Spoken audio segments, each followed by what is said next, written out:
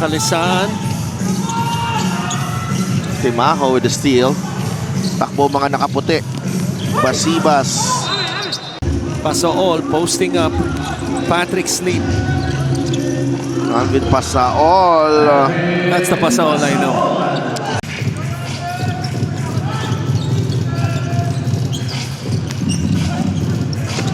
Nakalusot si Nico Panganiban. Gets it to Sleep. Patrick. Look at that rip over Basibas.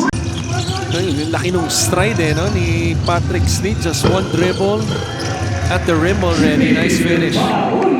Barely 3 minutes into the first quarter. Ball taken away.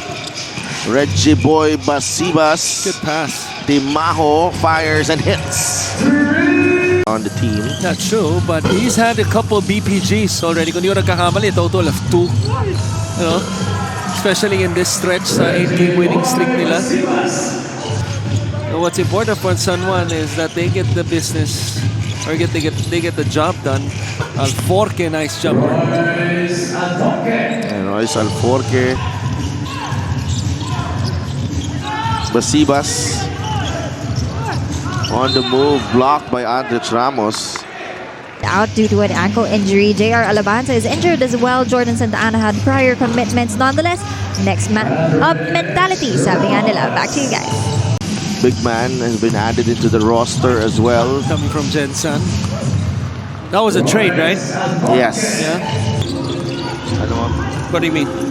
Yung hairstyle ni Coach Alex ngayon. I didn't know this. Are you noticing it now? Errol Soriano, Jerry Abadiano. Gets it to Harold Alarcon. Abadiano, one dribble pull-up. Cuarta.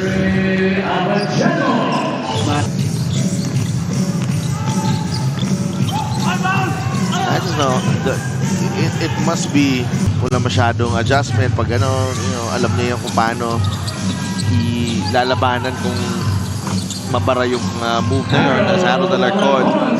Na San Juan ang lamang, pero it's only a 6-point lead. They go inside. Dexter Marquez for 2. Dexter Marquez.